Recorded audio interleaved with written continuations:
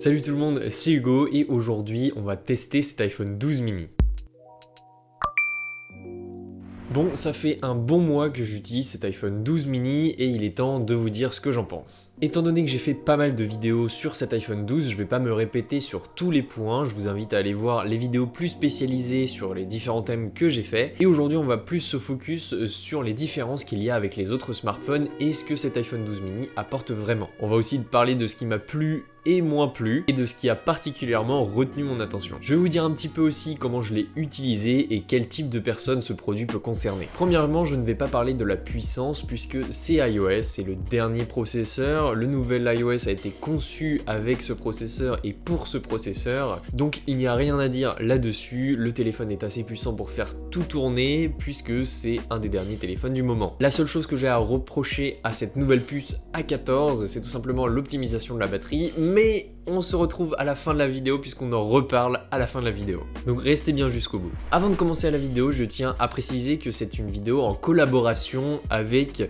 une marque qui s'appelle Coque en Bois. J'en reparle plus en détail et pour faire une petite review de cette coque et de plusieurs autres objets qu'ils m'ont envoyés, mais sachez que c'est une entreprise française, c'est pour ça que j'ai choisi de faire cette collaboration avec eux, c'est que vous pouvez, avec mon code qui sera dans la description, soutenir une marque française pour les fêtes de Noël, me soutenir aussi, et vous pourrez avoir des codes de réduction pour avoir des coques aussi stylées que celle-ci et plein d'autres produits qui seront disponibles sur leur site. En tout cas, ce que vous devez savoir, c'est que c'est une entreprise française qui respecte les forêts qu'elle exploite et qui reverse une partie de ses bénéfices à des associations, mais encore une fois j'en reparle en fin de vidéo pour vous en parler encore plus en détail et de façon plus objective. Maintenant on va parler de ce qu'il y a dans cette coque, l'iPhone 12 mini. Les différences avec les autres smartphones commencent directement dès le déballage de cet iPhone, puisque vous avez sûrement vu que cet iPhone 12 n'est pas livré avec un adaptateur secteur pour charger le téléphone. Le but d'Apple est de réduire la pollution et ses émissions carbone, puisque la taille de la boîte a été réduite de presque la moitié, et donc Apple peut livrer en plus grande quantité avec un seul cargo. Donc c'est à dire que pour un conteneur, vous aurez beaucoup plus d'iPhone qu'avant. Le but est aussi de réduire les déchets technologiques, donc c'est à dire qu'il y a énormément de chargeurs Apple dans le monde et ils ont décidé tout simplement de l'enlever pour réduire ces déchets. Il y a aussi une volonté à passer à la recharge sans fil plutôt qu'à la recharge filaire. Et si vous voulez plus de détails, je vous invite à aller voir la vidéo de Léo Duff qui traite super bien ce sujet. Ensuite, on va passer au design. Comme je disais dans plusieurs autres vidéos, c'est le premier téléphone que je n'ai pas peur de faire tomber, puisqu'il a les bords vraiment droits et que, étant donné que les bords sont plus anguleux, on a une meilleure prise en main, en tout cas je trouve. Par contre, un point important pour ceux qui ont des grandes mains, vous pouvez l'utiliser à une main, ça y a pas de problème, c'est vraiment hyper satisfaisant de pouvoir utiliser un téléphone en 2020 à une main. Par contre, le seul point négatif, c'est que votre bouton Home ne tombera pas forcément directement sous votre doigt, il va aller falloir le chercher. Pour mon utilisation, je trouve que ce bouton est un petit peu trop bas par rapport à votre pouce. Après, je chipote un peu, c'est parce que moi j'ai des grandes mains, les gens qui ont des moins grandes mains, ça va tomber directement sur votre pouce. Ensuite, pour les couleurs, il est disponible en 5 couleurs, donc blanc, noir, rouge, bleu et vert. Et tout simplement c'est subjectif, mais quand j'ai vu la couleur bleue sur les trailers d'Apple,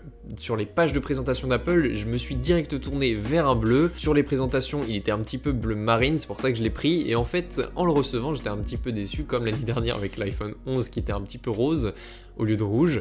Et bah tout simplement il est un petit peu bleu gouache, il fait très bleu gouache quand il est directement au soleil, et si je devais changer aujourd'hui, je prendrais plus un blanc. On passe à son écran de 5,4 pouces. Même si le 12 mini est tout petit, son écran est super cool pour toutes les utilisations basiques qui ne nécessitent pas beaucoup de place ou que vous pouvez regarder sans forcément avoir besoin d'une télé pour avoir des détails. Là encore, je chipote un peu, mais perso, pour les contenus audiovisuels, je préfère largement passer sur un format plus grand comme un iPad, ou alors retourner sur le 6,1 pouces de l'iPhone 11. Sinon, pour la technologie qui est utilisée sur cet iPhone 12 mini, c'est tout simplement de l'OLED, et l'écran est tout simplement super précis, les couleurs sont incroyablement bien, et le contraste, bah vous connaissez l'OLED, quand les pixels sont noirs, et bah ils sont déteints. On reste encore sur l'écran puisque on va parler de la technologie Ceramic Shield, puisqu'avec cette technologie-là, Apple déclare que vous avez 4 fois moins de chances de casser votre téléphone, en tout cas pour la vitre avant, si jamais vous le faites tomber. Mais je rappelle rappel, si vous êtes bien protégé avec les coques en bois, vous pouvez largement faire le taf sans avoir utilisé la technologie du Ceramic Shield. Oh, il était bien placé celui-là. Pour ce qui est de la photo, je l'ai comparé un petit peu avec l'iPhone 11 dans une vidéo qui se trouvera quelque part en haut, et j'ai dit que je trouvais le capteur de l'iPhone 12 mini beaucoup moins lisse,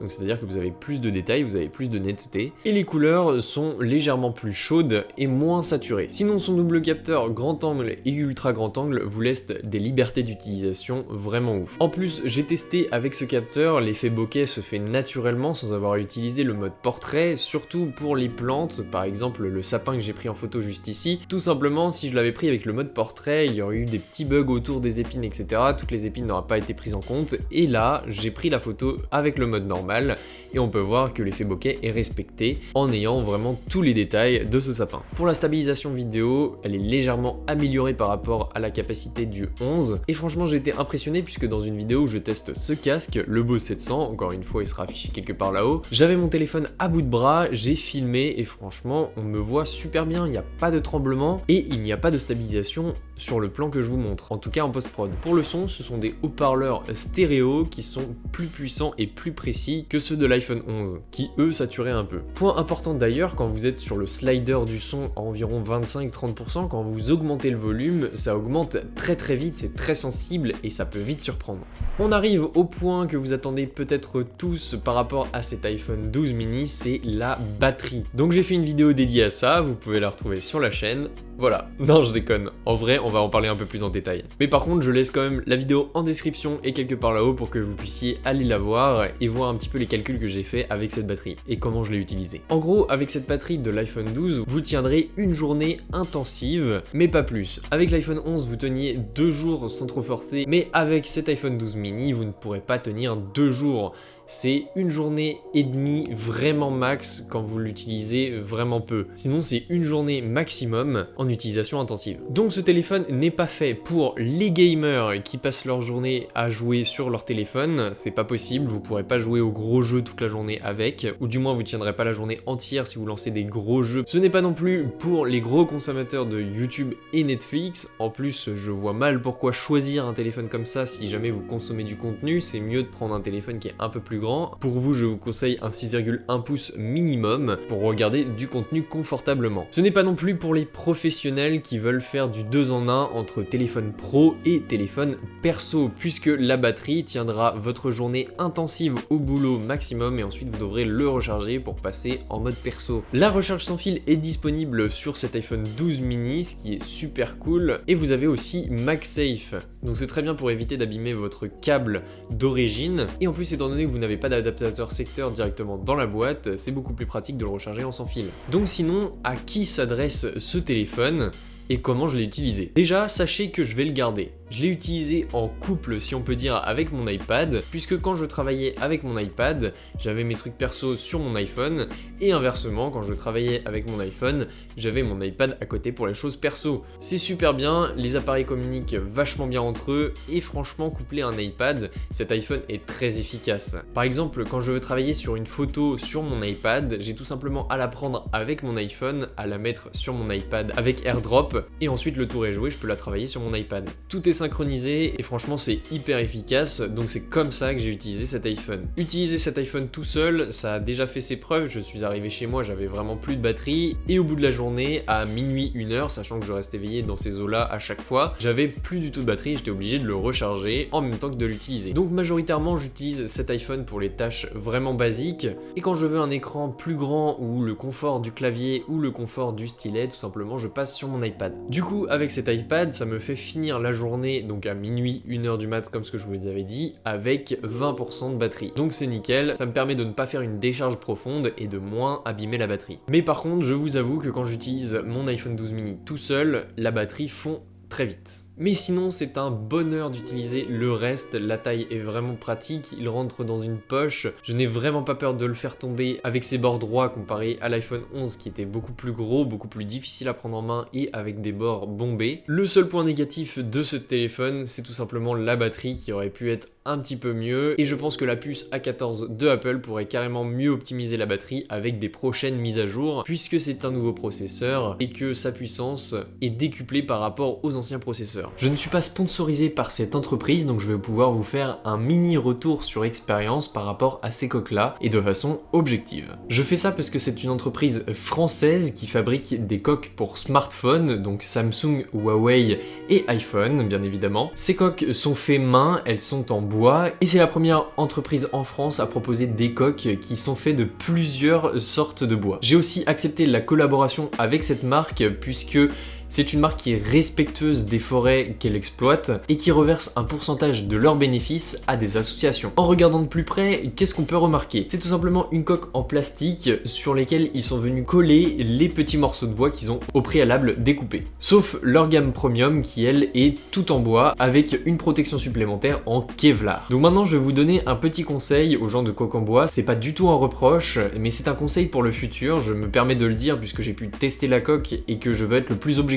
possible pour que vous fassiez le meilleur produit possible. C'est tout simplement que à certains moments, à certains endroits, on voit que c'est fait main. C'est pas choquant, mais quelquefois par exemple, il y a des petites traces de colle qui sont sur le silicone et qui débordent un petit peu du bois. Donc si vous pouvez forcer un tout petit peu moins sur la colle, surtout qu'elle a l'air très forte, étant donné que ça n'a pas bougé depuis le début que je l'ai utilisé. En plus, je l'ai fait tomber à mon insu, bien évidemment, une fois, et franchement, il n'y a rien qu'à plier, il n'y a rien qu'à péter, c'est vachement solide. Donc c'est juste un tout petit peu dommage qu'entre la jointure du bois et la jointure du silicone, on retrouve quelques petites traces de colle. Ça fait juste un tout petit peu moins pro. Sinon, c'est une coque incroyablement stylée, je suis hyper content d'avoir choisi celle-là en tout cas. Vous avez plein d'autres choix de design sur le site, je vous mettrai le lien en description, et il propose vachement de choses et parfois c'est carrément technique à réaliser. Et en plus, c'est vraiment du bois, il ne vous bullshit pas, c'est super quali, et franchement, au toucher, on sent les petites irrégularités du bois et c'est vraiment super satisfaisant. Ce que j'ai apprécié avec cette coque, ce que je n'avais pas chez d'autres marques concurrentes, c'est tout simplement que la coque est super fine et qu'elle protège néanmoins super bien. Comme je l'ai dit tout à l'heure, je l'ai fait tomber, ça n'a pas cassé, ça n'a pas abîmé mon téléphone, donc franchement un bravo d'avoir réalisé une coque aussi fine avec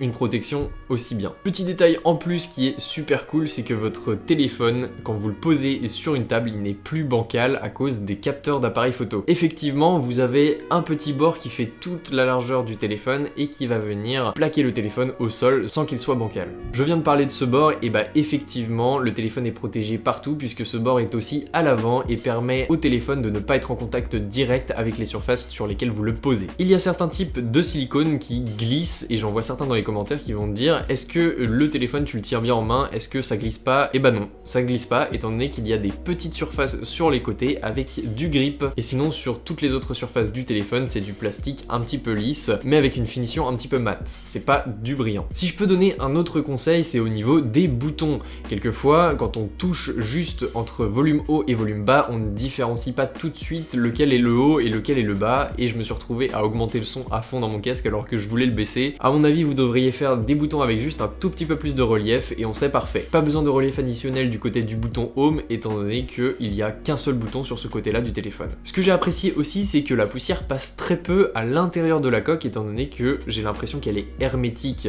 Effectivement, elle colle vraiment au téléphone. D'ailleurs, c'est un petit peu fastidieux pour l'enlever quelques fois, même si je l'enlève pas toutes les 4 matins. Mais je préfère que ce soit un petit peu plus dur à enlever et qu'il y ait moins de poussière derrière et sur les côtés du téléphone pour pas que ça abîme le téléphone, plutôt que l'inverse. Donc ça, point bonus. Petit conseil aussi pour les acheteurs de ces coques, si vous êtes intéressé et que vous en achetez une, faites gaffe au bois. Le bois, ce n'est pas incassable. Quand vous enlevez, ne pliez pas votre coque comme un malade puisque la coque peut casser. C'est une couche de bois qui est assez fine et si vous la pliez complètement à l'arrache, et ça va casser. Et là, rip la coque. Point bonus, et ça j'avais un prérequis là-dessus et je voulais en parler, c'est tout simplement que quand vous le posez sur un galet sans fil avec la coque, ça recharge le bois, laisse passer les ondes de la recharge sans fil et ça, c'est important. Conclusion, c'est une marque qui est un petit peu jeune, ça se voit par-ci par-là. C'est peut-être juste mon modèle de coque puisque j'ai testé que sur une coque. Mais voilà, j'ai donné quelques conseils, j'espère que vous vous en tiendrez compte. Et j'espère aussi que vous qui êtes intéressés par les coques, allez soutenir cette marque-là qui est française, qui fait ses coques dans les Pays de la Loire. Et c'est une entreprise juste française, elle n'importe rien. C'est fabriqué dans le territoire français et les matériaux sont faits dans le territoire français. Ça peut être une bonne idée de cadeau de Noël, surtout que le bois, en période de Noël, ça fait une petite ambiance ambiance un petit peu chaleureuse, c'est super cool. Sinon, je vous ai dit qu'il m'avait aussi envoyé une vitre de protection et un chargeur sans fil, et on va en parler pendant quelques secondes. Le chargeur à induction, rien à dire, il est super propre, il fonctionne super bien, il est clean sur un bureau, c'est un objet de déco je trouve limite. Les finitions sont super bien réalisées et il y a une petite LED qui vous indique où en est le chargement. Il se branche en micro USB vers USB 3.0, bref, super clean. Et sinon pour les vitres de protection, c'est super pratique contre les rayures, malgré le fait que ce ne sont pas les meilleurs du marché, j'en ai vu des meilleurs, mais ça fait largement le taf et je trouve que ça épouse parfaitement les côtés de votre téléphone, en tout cas sur l'iPhone 12 mini. Cependant, si vous achetez votre vitre en verre trempé chez eux, ça vous permet de faire une commande groupée et de ne pas importer de Chine et de soutenir une entreprise française encore une fois. Donc voilà, c'est déjà la fin de ce test, j'espère que vous aurez fait votre propre avis suite à cette review. Nous on se retrouve sur les réseaux sociaux qui se trouvent juste ici, n'hésitez pas non plus à vous abonner, activer la cloche et les notifications. Nous on se retrouve pour de prochaines vidéos, salut tout le monde.